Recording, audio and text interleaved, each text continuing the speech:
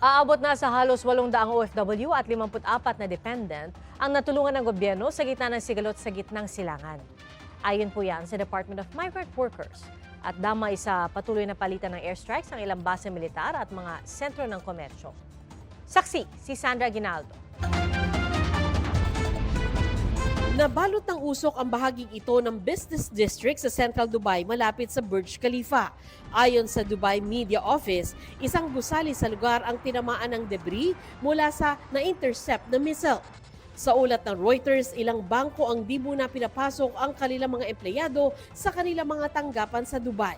Kasunod ng babala ng Iran sa mga institusyong may kaugnayan sa Amerika at Israel. Magdadalawang linggo mula nang unang umatake ang Amerika at Israel sa Iran.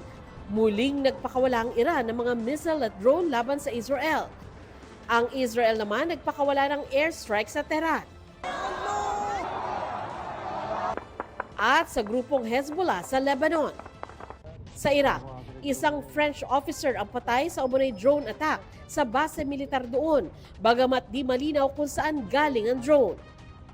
Sa Turkiye, napaulat ang pagsabog malapit sa base militar kung saan nakahimpil ang mga tropa ng Amerika.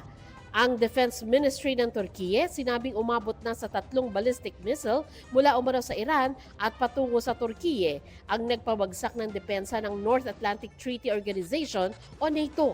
Humihingi sila ng paglilinaw sa Iran tungkol dito, bagamat dati nang sinabi ng Iran na hindi kasama ang Turkiye sa kanilang pinupuntirya. Sa kanyang unang pahayag mula ng hiranging bagong Supreme Leader ng Iran, sinabi ni Ayatollah Mojtaba Khomeini na dapat isara na ng kanilang mga karatig bansa ang mga base militar ng Amerika sa kanilang nasasakupan.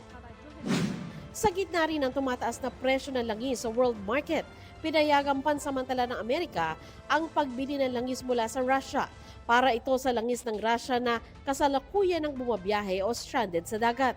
Kasalukuyang may sanctions sa Russian oil dahil sa giyera nito sa Ukraine. Sa gitna ng patuloy na sigalot, nakakasana ang pinakaunang chartered flight ng gobyerno para maiuwi sa Pilipinas ang mga Pilipinong nais nang bumalik sa bansa. We have 480 passengers and about 274 of them are OFWs. Marami doon sa stranded Filipinos na hindi OFWs are seniors and children. Merong galing sa Kuwait, may galing sa UAE, may galing sa Bahrain.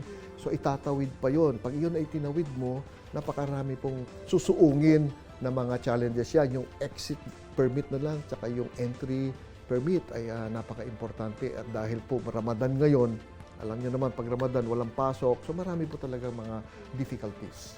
Ayon sa DMW, nasa 1,000 Pinoy na ang nagpasabing gustong bumalik sa Pilipinas kaya maaasahan daw na masusundan pa ang ganitong chartered flight. Bukod pa sa pagtulong ng gobyerno na maisakay ang mga Pinoy sa commercial flight.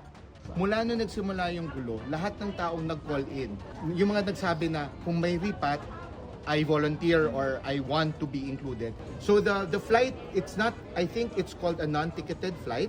So manifest lang, tapos binayaran ng government yung charter, the entire service. The charter service includes the plane and even the bus, no?